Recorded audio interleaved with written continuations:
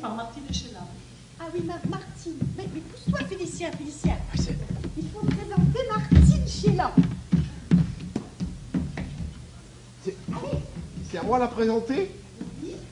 Et il faut la présenter de façon officielle? Mais bien sûr, officiellement. Ah, attends.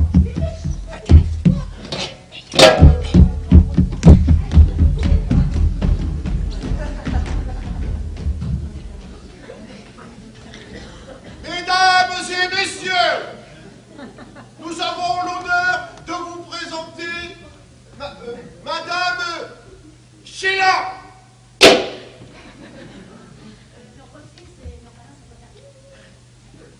Bonjour, mesdames et messieurs, nous avons l'honneur de vous présenter Martine Sheila. À la maison, ça fait pas. C'est pas grave. Madame Sheila. On va faire de bruit, Madame Sheila. C'est la dame de l'ADEME. La dame de l'ADEME Qui lutte contre le bruit. Le bruit, les déchets, la pollution et tout ça. D'ailleurs, je voulais voir. Pas que les sols soient pollués pour que Madame Sheila. D'ailleurs, ça sent bizarre. Pardon, c'est pas lui. Oh, ça sent bon, c'est pas pollué là.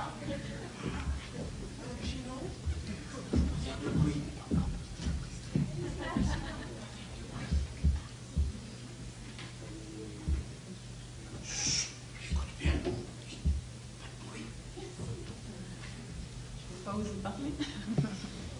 Tout doucement.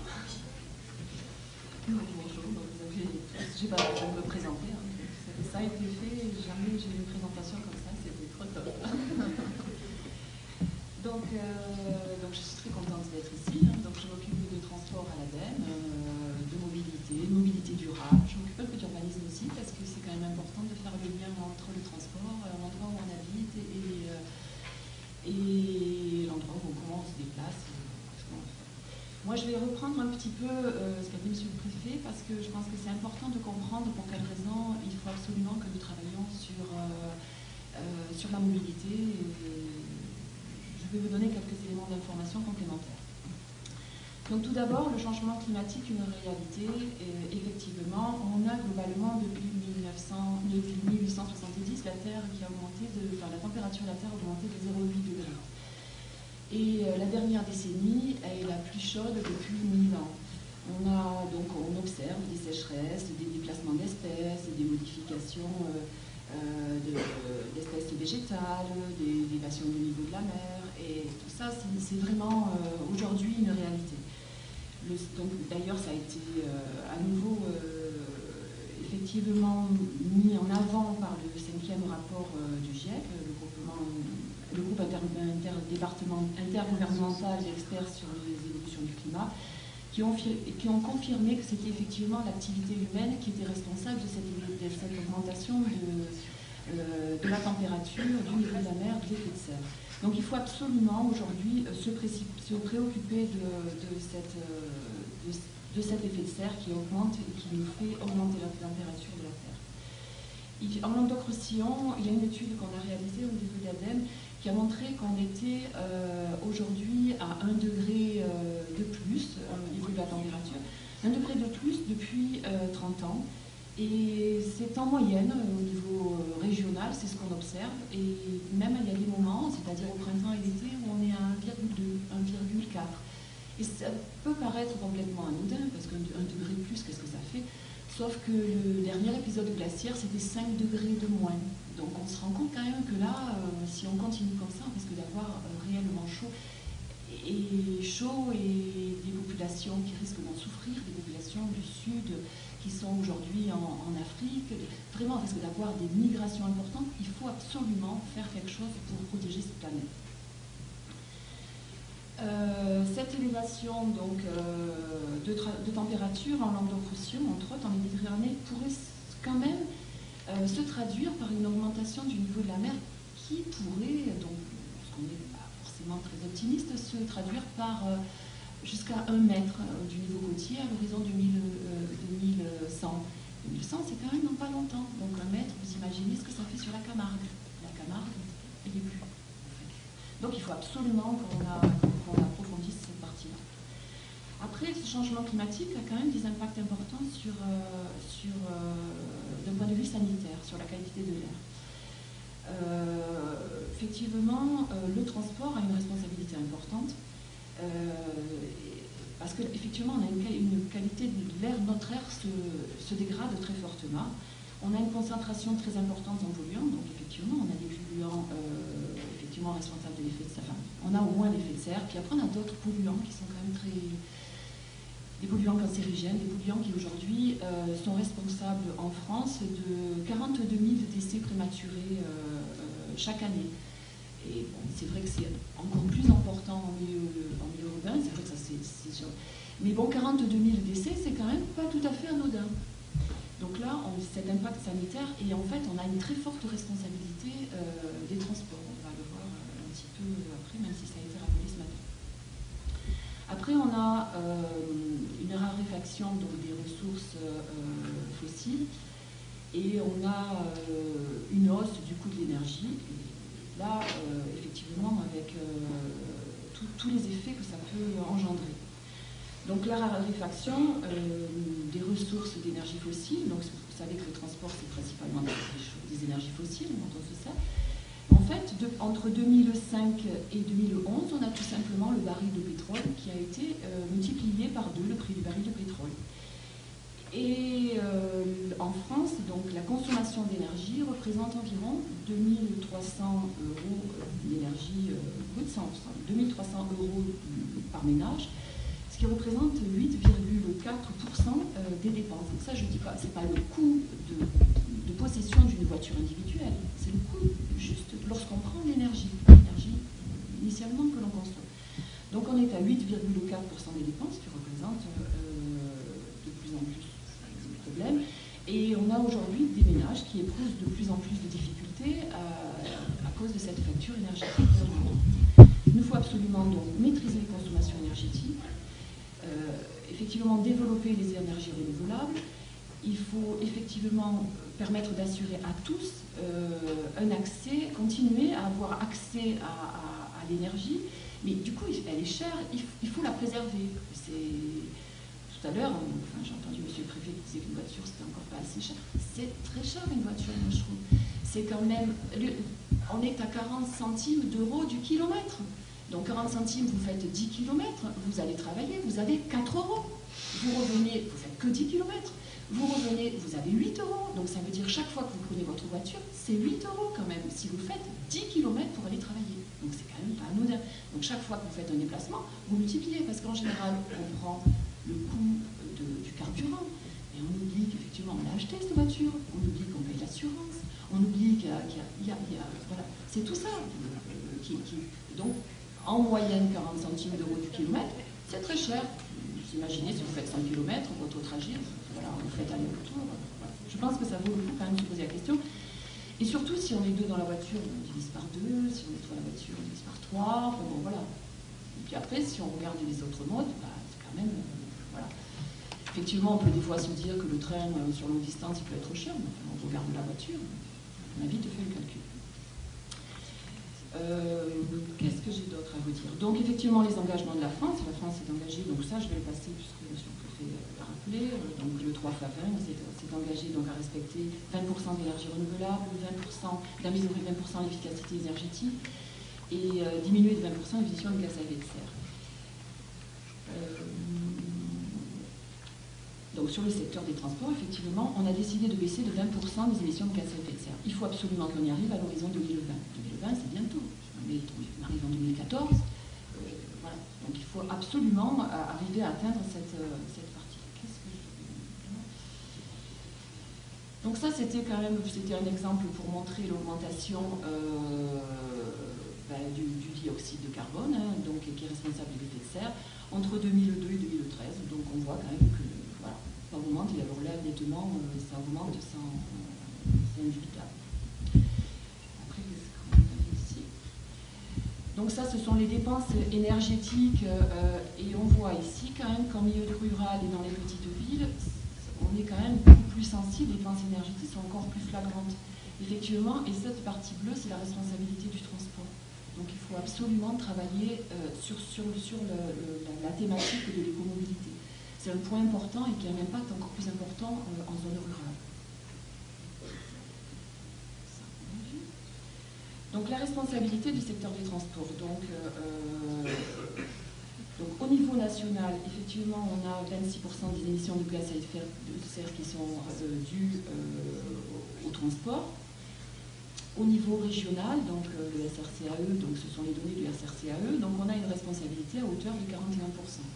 On voit quand même que, effectivement, sur ce camembert, c'est le secteur des transports qui malheureusement a le plus gros camembert. Donc il faut absolument qu'on arrive à agir sur ce secteur, sur cette thématique-là, qui est une thématique qui, d'après moi, quand même, effectivement, on a des choses très structurantes, mais la thématique et la responsabilité de tout le monde, c'est surtout la voiture individuelle qui a une part importante de ce camembert. Donc on va le voir un petit peu plus loin. Donc, par rapport à l'utilisation, donc on est là à 54% de ce camembert qui est dû à la voiture individuelle. Donc on a une responsabilité individuelle, citoyenne individuelle, pour travailler sur cette partie-là. Donc là, c'est la voiture.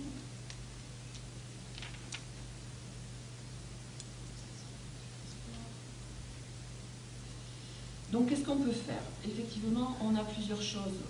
On peut faire effectivement plusieurs choses.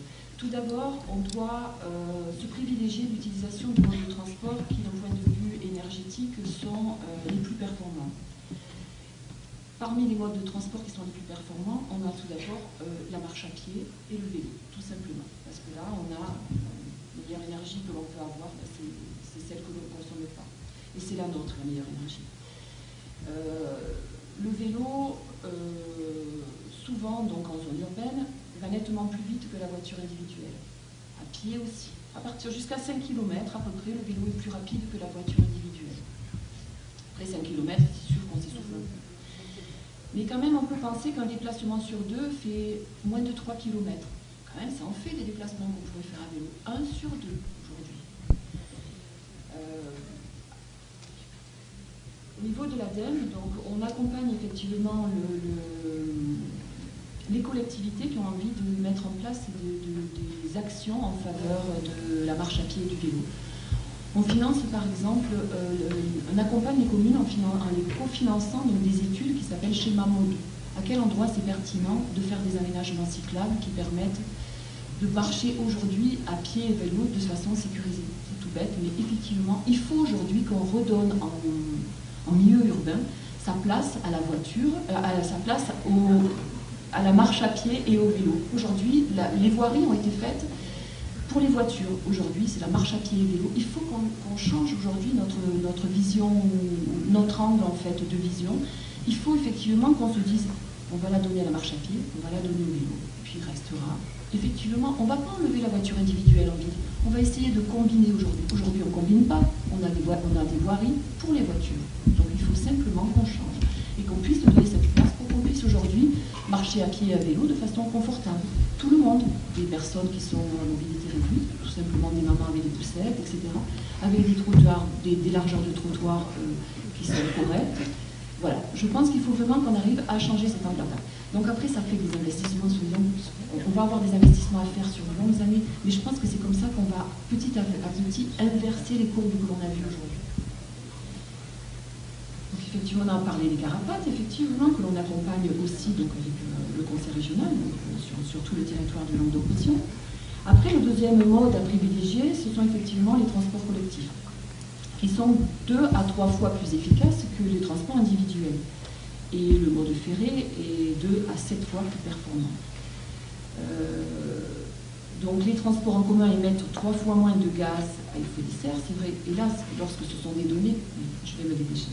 Le transport en commun est 2 fois. Je n'ai pas du tout fini, mais je vais me dépêcher. Donc sont beaucoup plus efficaces, effectivement. Même aussi, ce sont des données nationales que l'on a prises. Et du coup, même si on sait qu'aujourd'hui, il y en a beaucoup qui circulent pas plein, ils sont quand même nettement plus efficaces. Après, on a de nouveaux services à la mobilité. Donc là, sur les nouveaux services à la mobilité, on a de l'autopartage que l'on voit sortir un petit peu de partout sur le territoire.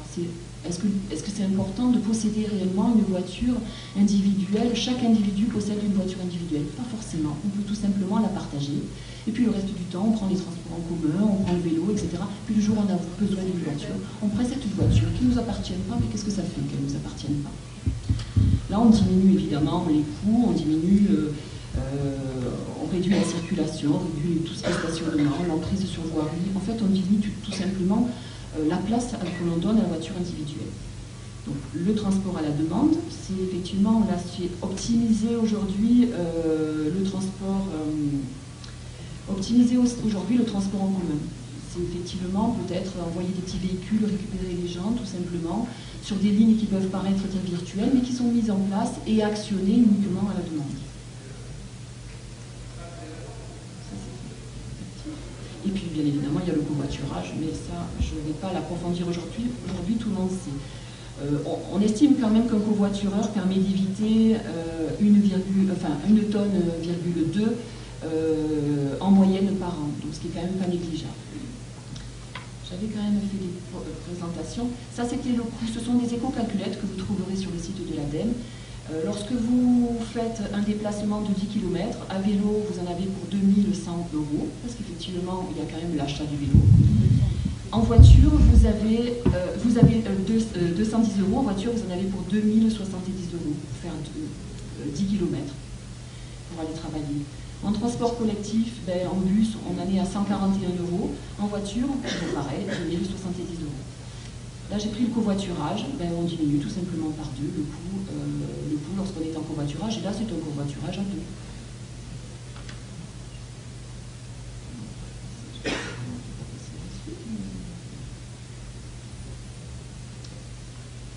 C'est parce que c'est fini le temps, peut-être que j'arrive pas à avancer plus.